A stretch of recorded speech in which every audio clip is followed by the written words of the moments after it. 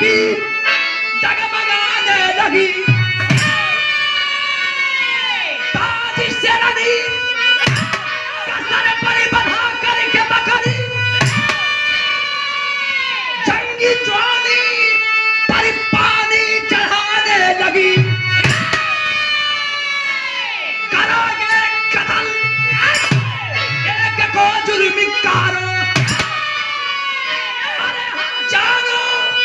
जवान को जगा देंगे हम मर्द असली होती है क्या ताकत का तेरे लगा देंगे हम।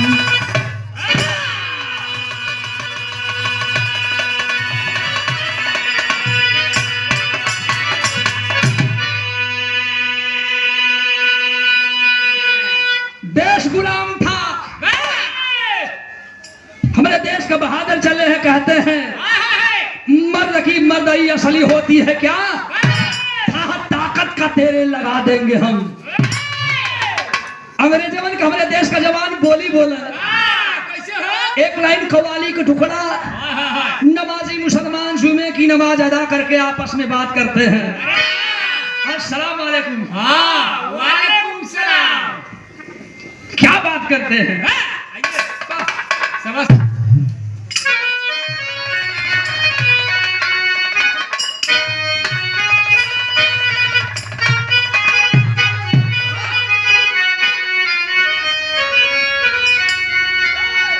यही कहते हैं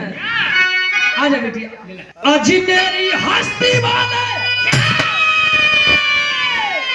आज मेरी हस्ती वाले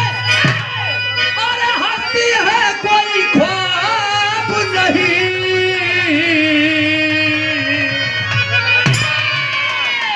ख्वाजा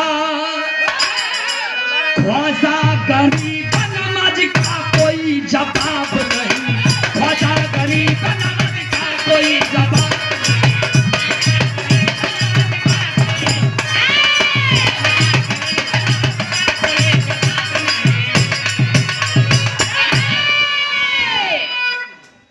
कव्वाली रहा लेकिन हमारे देश का जवान गोरवली के का कहा गोरी गोरी कहा कैसे बोली बोले जवानी जंग में अरे जवानी जंग में गोर की तुम्हारी टूट जाई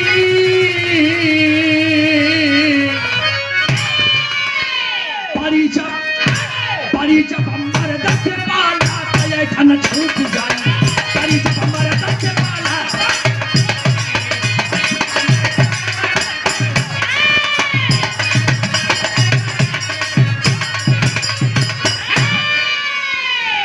ए भैया एक लाइन और कहा सुनहुले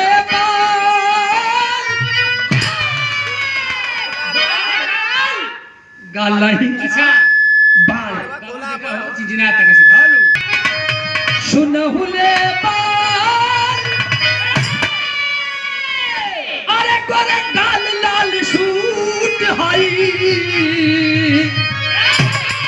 परी जब हमारे दस पाल धन छूट जाए परी जब हमारे दस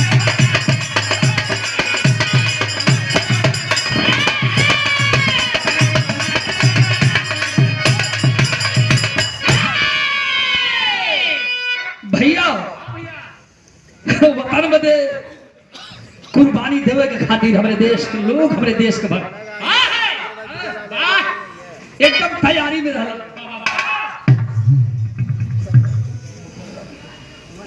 सर पे कफन बांध के इस तरह सर पे कफन बांध के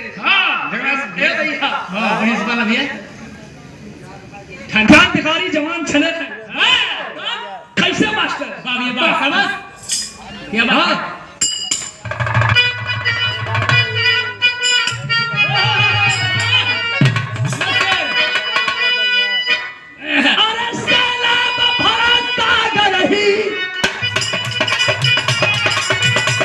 जो देता सदा चुनौती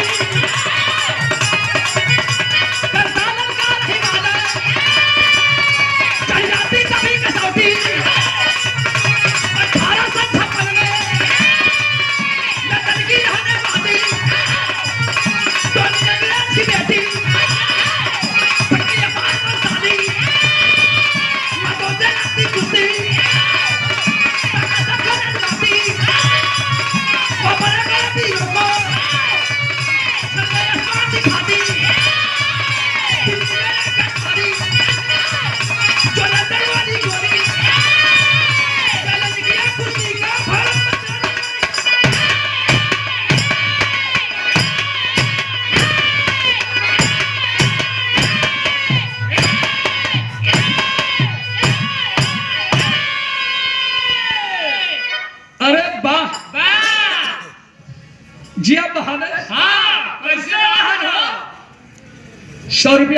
ला अच्छा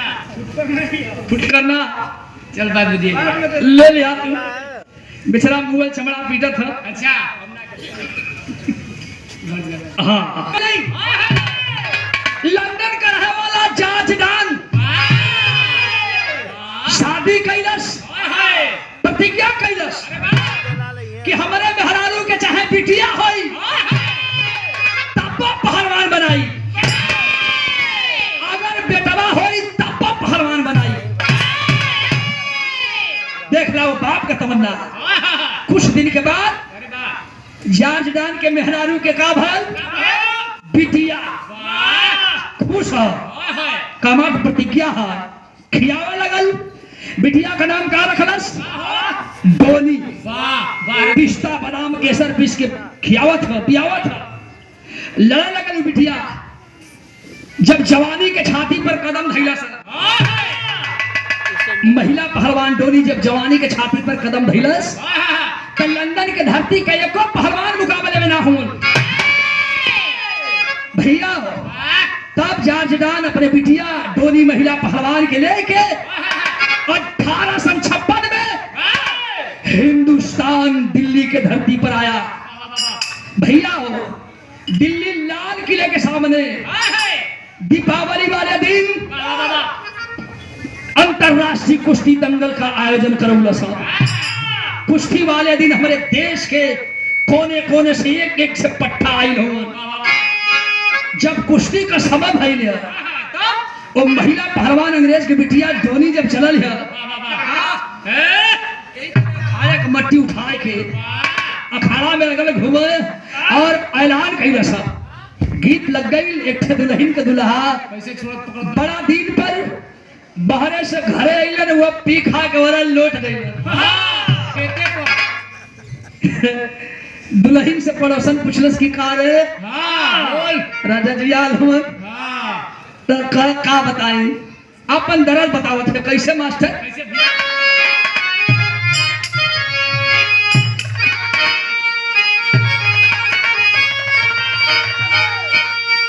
यह बतावत बा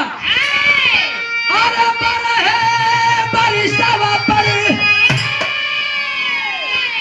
अरे पर है बारिशवा पर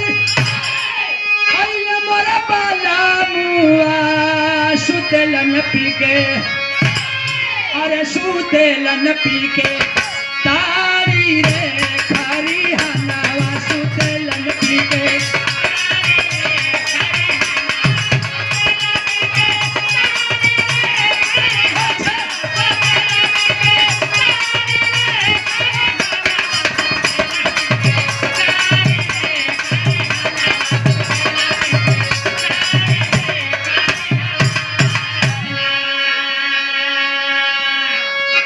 गीत रहल बाबूजी लेकिन महिला पहलवान डोनी ऐलान कैलस का ऐलान कैलस अरे जवाने मारा दबा के अरे जवाने मारा दबा के जो न हो खाई तानावा दंगल में ठोकर अरे दंगल में ठोकर तारी हो नौजवानावा दंगल में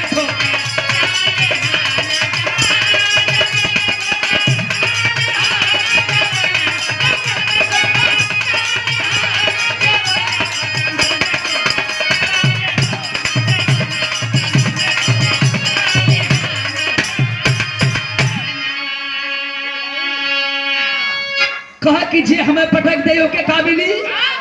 अरे 10,000 डॉलर पाई औए पहलवानवा डोनी के जे पछाड़ी हो नौजवान एकदम सही सही देबा तो सही मेरे भैया ए भैया कहलस कि जे हमें पटक दे 10,000 डॉलर दे जाई रुपया अगर कुश्ती खा जाइयो करे बदे का रहल डोनी से जाई है अगर पटकाई ओकर तलवारी ऐसे गरी गरी कटाई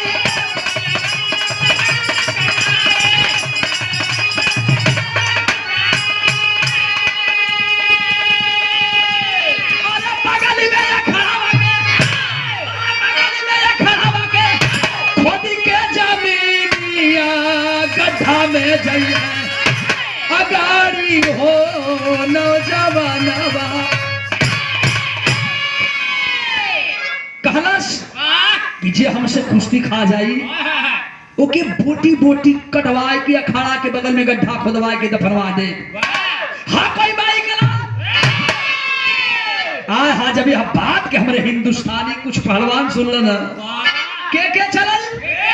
पंजाब केसरी बादल सिंह, जुझार सिंह पहलवान बॉम्बे, हुसैन पहलवान इलाहाबाद, पहलवान मुरारी मिश्रा दिल्ली, पहलवान संगठा सेठ लखनऊ। अपने प्रांत सारे छतल मरद चलन है। जब अखाड़े में पांचों हिलन पंजाब केसरी बादल सिंह वो पहलवानन से कहता हूँ भैया देखत हुआ लोगन ने का कहलन गीत लग गई। कौन गीत बा मास्टर?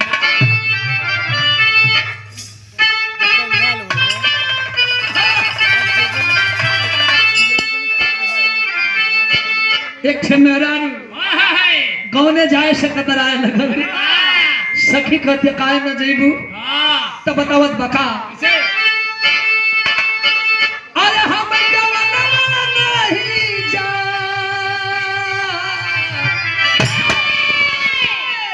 हम गवनवा नहीं जा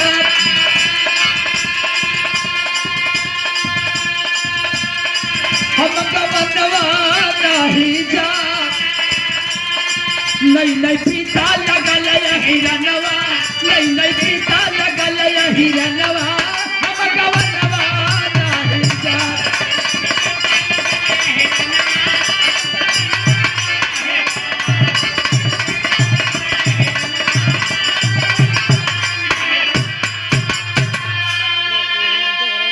अरे हीरा दूधा मलाई खियावे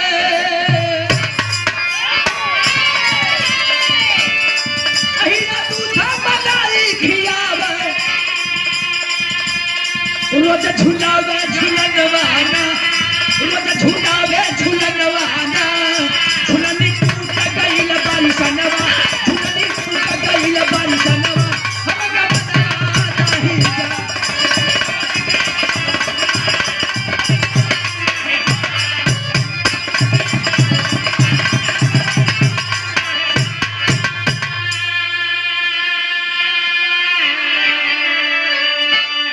लेकिन पंजाब केसरी बादल सिंह कहला है भैया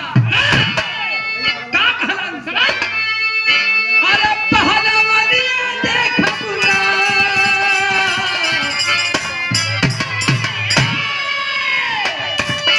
पहलवानिया देख बना पहलवानिया देख बना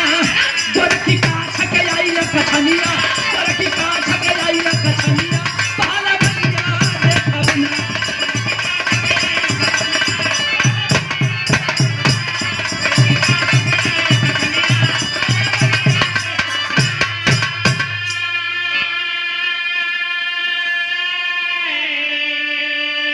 हिंदुस्तानी पहलवान आपस में मजाक करत हो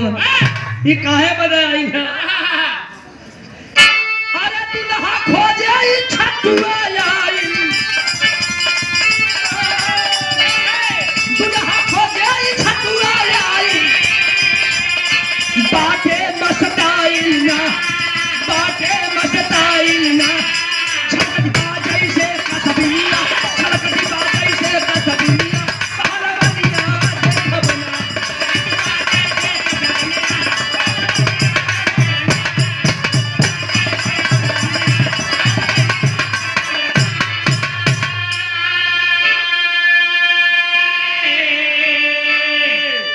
पांचों पहलवान जाए के अखाड़ा कमट्टी उठाए के महिला पहलवान धोनी के सब घेरा लगा आज हमसे हमसे रेफरी कहा कि अरे यार फैसला कर लो एक से एक लड़ेगा लेकिन ये पचहुन का फैसला नहीं होता देखत भैया हो अंग्रेज की बिटिया महिला पहलवान धोनी कलश की सर रेफरी कलश की सर ये हिंद देश के गीदड़ है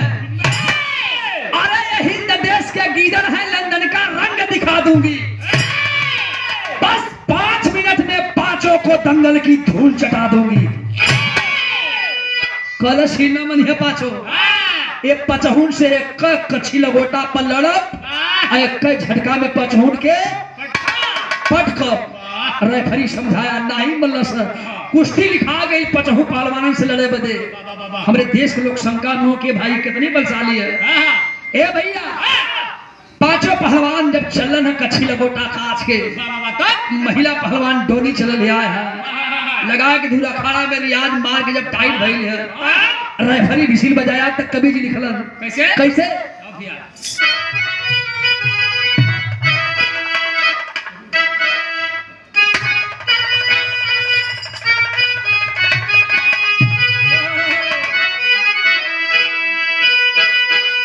एक लाइन लोग कहना बूढ़ आदमी का करी, लोग कहना कि बूढ़ का कह सकल, बड़े मौका पकाना। लेकिन बारे किसी शायर ने लिखा है बूढ़न में देखा, दांत जब टूट जाते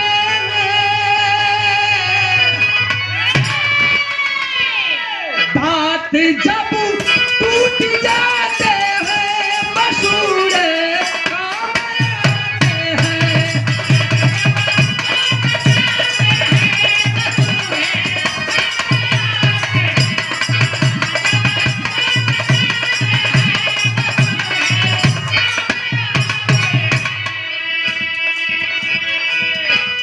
जवानी जब भटकती है ये बूढ़े काम आते हैं। बूढ़ लोगन और बड़ा मेन मौके पर सबके चाहिए घरे से लेके लड़का गलती करल गरिया हम यहाँ के सराहा लेवल। बादल सिंह, जुझार सिंह, हुसैन पहलवान, पहलवान मुरारी सेठ, संगठा पहलवान बाबूजी सब बैठ खेल रहे हो चारों तरफ से। कसौटी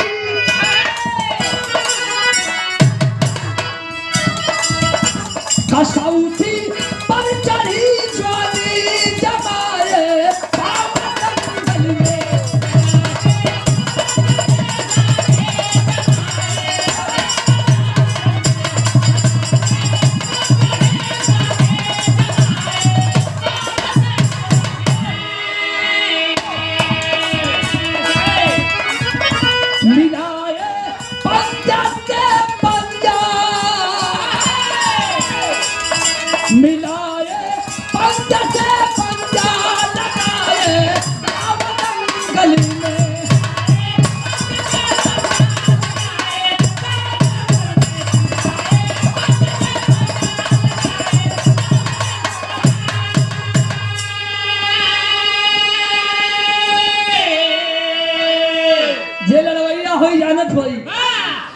थापा देवा देवा थप्पा ना, अच्छा तो डीजे बजा बजा के कमर कमर हिला के पट्टा नाचत लड़त। ए भैया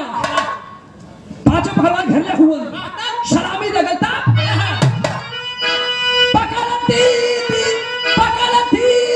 जिसे डोली,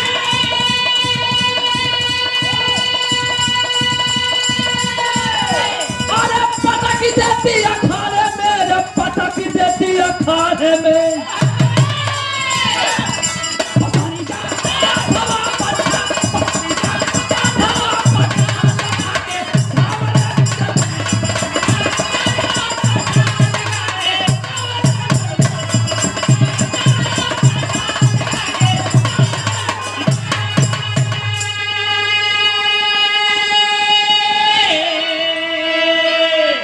कितनी रियाज खसले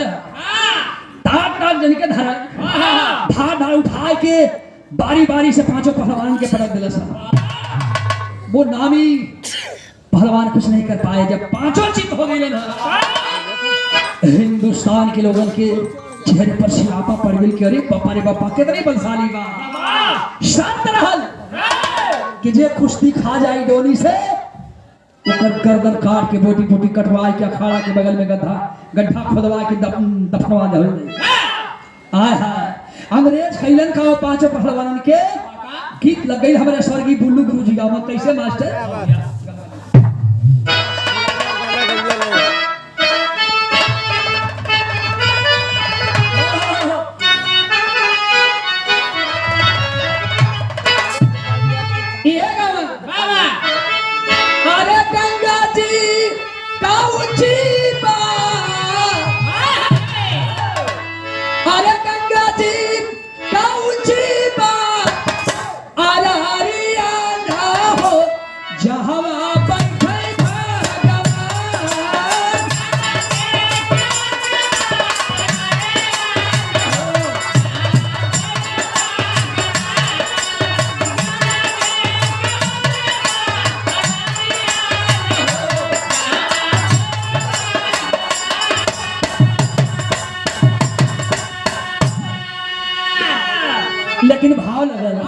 अंग्रेज कैलन का अरे बंदी भइल पाँचो पा हलवानवा ना हो कवनो सुझाई ना उपाय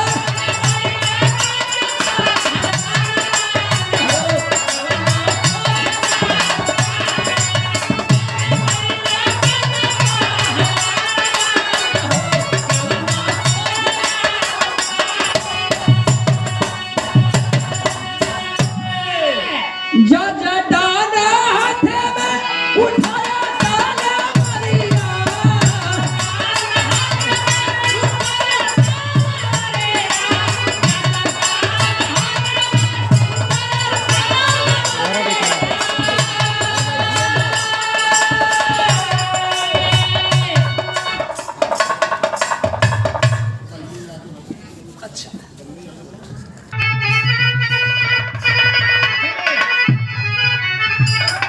अरे जज डाना हाथ में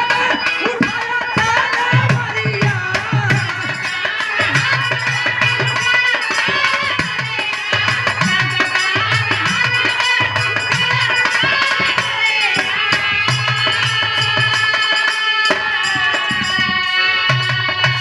बारी बारी बचाहू कटल समाउलिया रे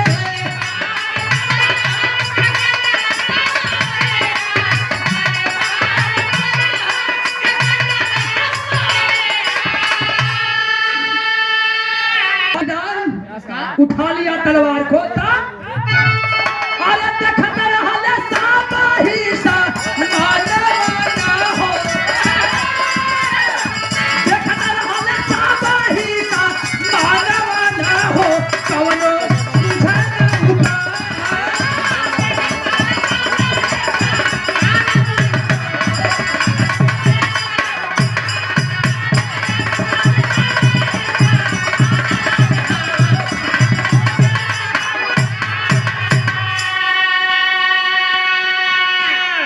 हिंदुस्तान के लोग सब देखत रह गल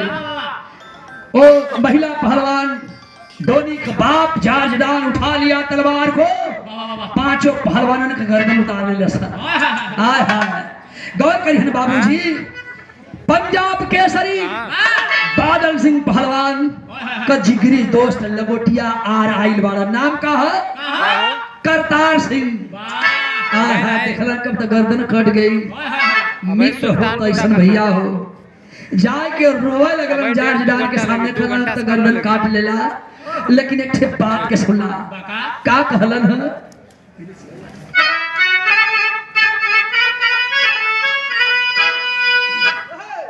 हथावा के जोरी रोई रोई कर तारा का है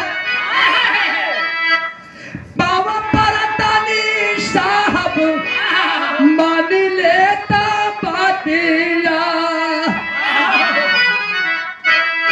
सर्द जवन रहल तवन आया पनवाली कैली हला अब जनी कर माटी यही कई दूर गातिया जवन सर्द रह कलला अब ये मट्टी से खिलवाड़ मत खेला कहलन वो कहा क्या भगवान का जिगरी दोस्त करतार सिंह कहत का बचहुन के घरे घरे अब भेज देता लसिया के देखल त बाबू मारी अवरी आवरतिया कम से कम लसिया ये पचहुन के घरे घरे भेजवा देता तो मतारी बाप औरत जे भी बात है सब देख ले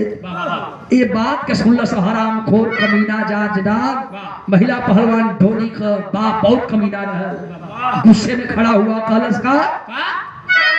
अरे जाजदार ने कहा शर्त मुताबिक सजाया देव अरे तबले आई ने बाजू पर हलवाने वही बात किया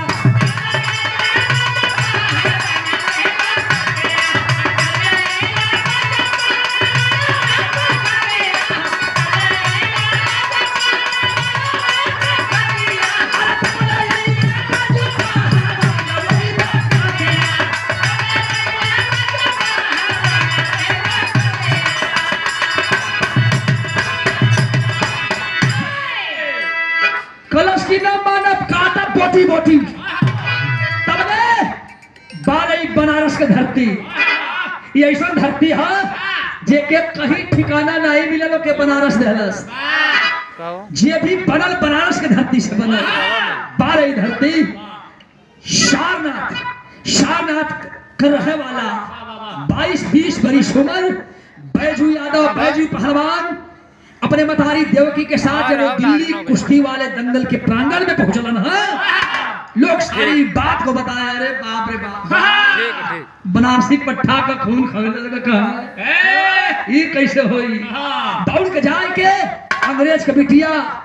महिला पहलवान डोनी के सामने ऐलान करत हुन विराह के शैली में भाव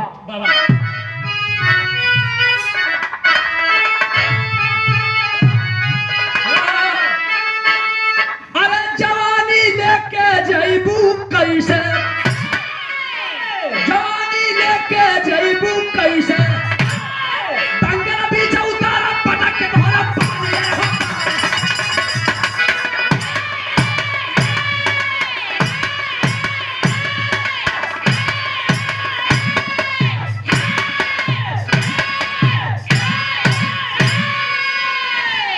अरे वाह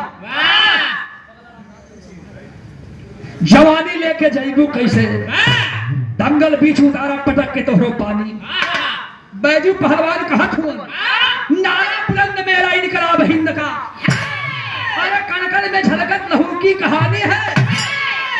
सदा मर मिटेंगे हटेंगे नहीं हम लोगों से महंगा इस भारत का पानी है हमें प्यार है हल्दी घाटी की माटी अरे खाटी खरौटी हमारी पहलवानी है भरा हो जो रग रग में बल की जवानी स्वाभिमानी शानी मर्द की जवानी है। बैजू पहलवान का ना की सुना हिंदुस्तान में का पांचे पहलवान हुआ अटक गलू तो वीर बनत है गर्दन कट गल कौनो बात ना है छठवा में हमारा नंबर है अब हमके पटकदा हमरो गर्दन काट के हमारे छाती पर कदम ढाई के तब चालत सब घबरा लगल भाई कैसा आदमी कैसा नहीं कहा खला लड़ा ऐसे जाए न दे अरे वो मन बढ़ू रहा पांच जाने के पटखले वो मानत है ऐलान करवा दिलस कि लड़ा छठवा में कर गर्दन काट के तब लंदन जाई ऐलान होकर धार तक कच्छी लगोटा चढ़ौल जाए के अखाड़े में रियाज मारा थे अपने बदन के गरमावत थे कैसे भैया बैजू यादव कच्छी लगोटा चढ़ावत हुआ तबले माई देखला सका मतारी जब देवकी देखला सा तो अपने बेटवा के कलश के भैया का करत हुआ एक लाइन गीत लग गई मिर्जापुरी चलरिया है हमरे स्वर्गीय बुल्लू गुरुजी गावा कैसे मास्टर कैसे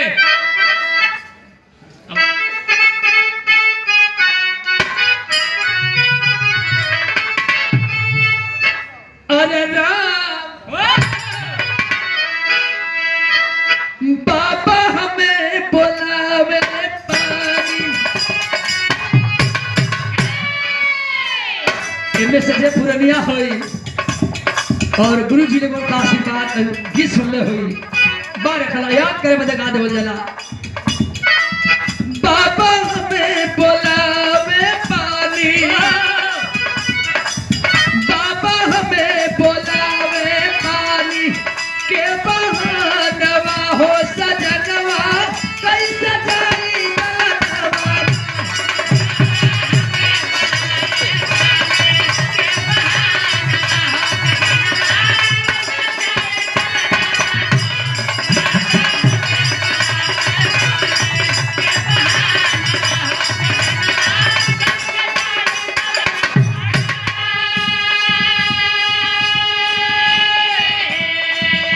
एक लाइन औरी गाँव का अरे कतरी मझी में बारिश के पानी दूजे हमारी चढ़ल जवानी पीछे सासू नदिया जागल चौथे पाव महावर बचले काई की जल से भारल पायक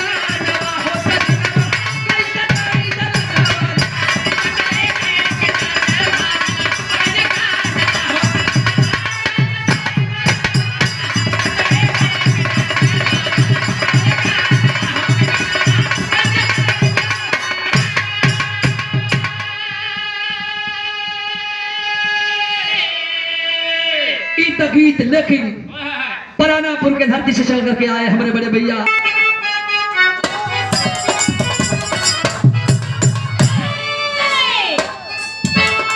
शादी से रस बोलल देवकी शादी से रस बोलल देवकी महतारिया हो सबर में कुछ जगत के कबरिया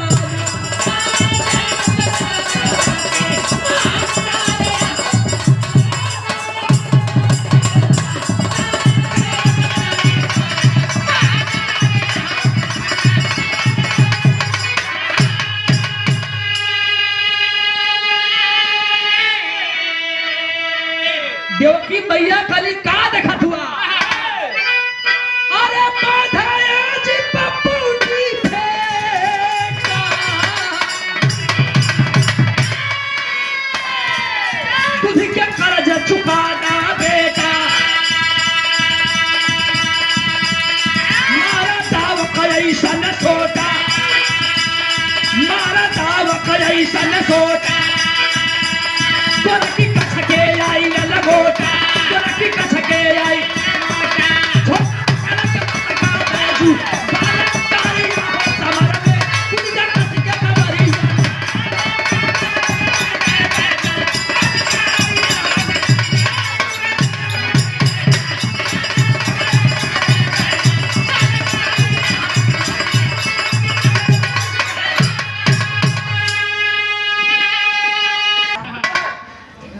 बैजू का ना घबराए के ना बड़े प्यार से कच्छी लगोटा चढ़ाए के आइलैंड का अखाड़ा में जाए के ककरैया वाला ए भैया लगाए के तू लगना रियाज मारा अरे जिया पहलवान जिया रहा तो बटवा दे दुखा लगी हो अरे हम पहलवान नहीं है हां तू तो सबे देखत था का भैया लोगन का मोटहरे पहलवान होलन का अच्छा तू रिया के हो का हो लड़वैयन गवैयन का पैटर्न हां चढ़वैया के तू कबे अरे घोड़ा के हो उससे घोड़ी घोड़न से यहाँ कौन लेन देन हां वीर घोड़े पर चढ़ेगा जब गरम शरीर भाई ले भैया और सलामी लगल हां एक तरफ बैजू पहलवान दूसरे तरफ महिला पहलवान अंग्रेज के बिटिया डोनी है राइफली विसिल बजाया सलामी लगल तो कभी जी भाग दे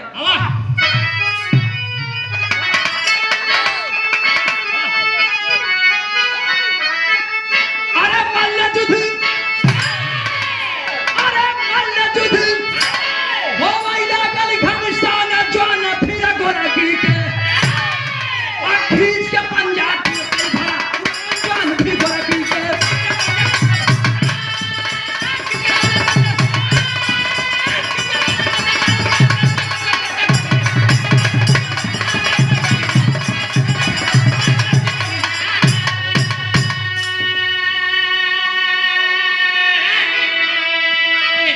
बैजू पहलवान खींच के पंजा जब उड़ान भर रहा ताबू अंग्रेज के बेटिया डोनी कैलस का अरे सखीदा उससे काट के डोनी अमूलता निहा मारी हो बचा मछरिया गोता से अब बैजू तब गर्दन झारी हो मछरिया गोता से बच गई अब देखा अंदाज लग गया लड़वैया अंदाज लगा लोगे कि हमसे 20 हो के 19 आजमा ले भैया अजमान में कलाई लगत हमसे 20 हां तब तारीखो मेहनी करत त काम गड़बड़ हो जाई कैलन का अरे डाक के पकड़ा अरे डाक के पकड़ा जवानी हिक्का छाना जो न फिर गोरखी के अताप के बैठा छाती करवान जो न गोरखी के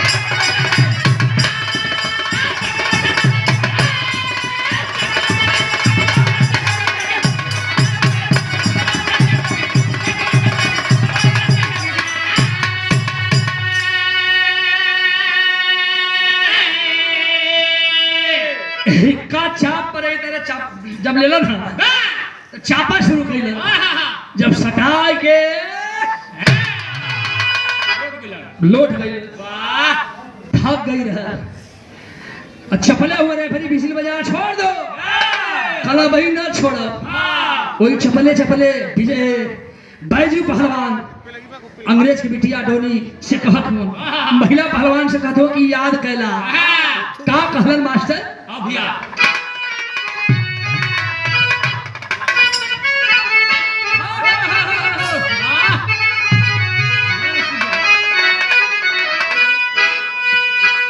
अरे सेवई के गुफावा में अब बैठ जा बालो बड़ी आए हैं आ जिंदा नहीं छोड़ी दे ही दाब के मुआ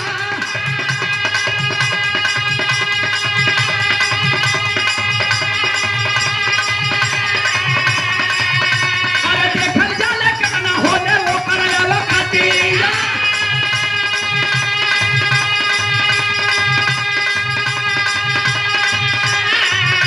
अरे सखिया बखारन कुला जाई हो भूला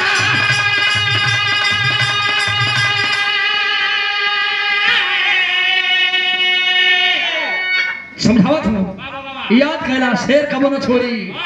इतना कहा छोड़ देलन हाँ भैया हो गमछा लपेट के में कंधा में लेके जब घूमे लगल पहलवान का जब विजय हो जाला उनका आइडिया जेकरे पास जवन रहलू सम्मान करत ह तबले महिला पहलवान डोरी दौड़ के कहा गई अपने बाप के सामने जारजदान पिस्टल में गोली लोड किया थमा दिया कहा मार दो साले को ना वैसे तो ऐसे लेकिन मरे के हाय हाय बैजू पहलवान ध्यान ना देलन घूमत हुआ आ तबले अंग्रेज के बिटिया महिला पहलवान डोरी पिस्टल दे के निशाना दगौलस अरे घायल बघिनिया भइल बा डोरी गोरिया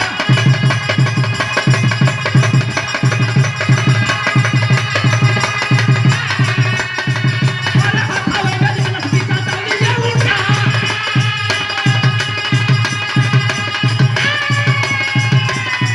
अरे बैजू वीरा के सीने से धानी निशाना अरे देख जानी देवकी का जरा फायदा अरे थोड़ी खाली गोलियां चलावे जे पपिया अरे भारती का रानी बताई भारा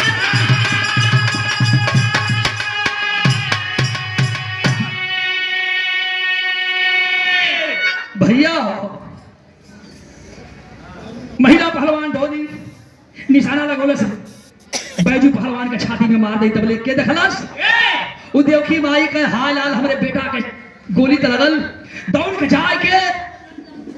बैजू पहलवान के जब सामने खड़ा भइली त आंख मूंद के धड़ धड़ धड़ गोली चलावत है कई गोली रोक के माई धरती पर गिरल है दम टूटे वाला बा बैजू पहलवान माई के गोदी में लेके रोत होगा माई कहा करी मतारी बाप सब कुछ गुरु सब कुछ रहलू हम कहा करी माई के आंख में आंसू ला हमारे माई मतारी आखिरी समय में हंसते कहे लाल हमारे बोले का मत करिया लेकिन जब तक हमारा सास हमारे सास रह एक ठे काम कह दा कौन काम माई अपने बेटा से मंगलस का मंगलस भैया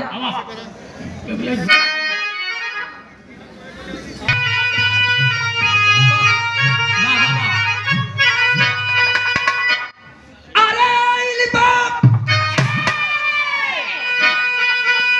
देखावा पहलवान हीरावा एक करीब रगड़ बिना छोड़ी है जन जवान हीरावा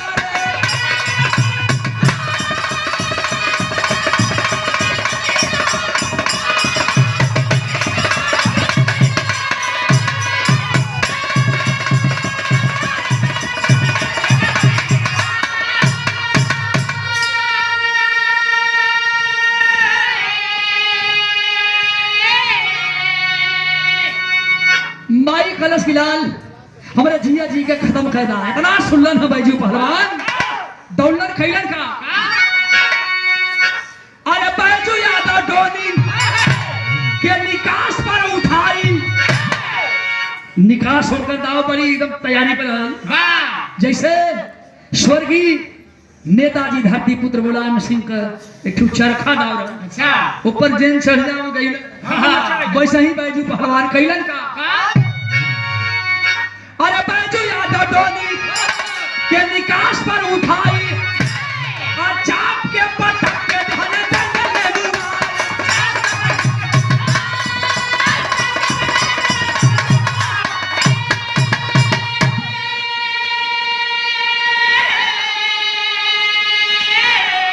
अरे माँ का दूध और देश का रखल पानी हीरावा आय कर लगरे बिना छोड़ी है जनी जवानी हीरावा। काशी पुल्लू रामकृत के अरे बादल विजय का डंका हो।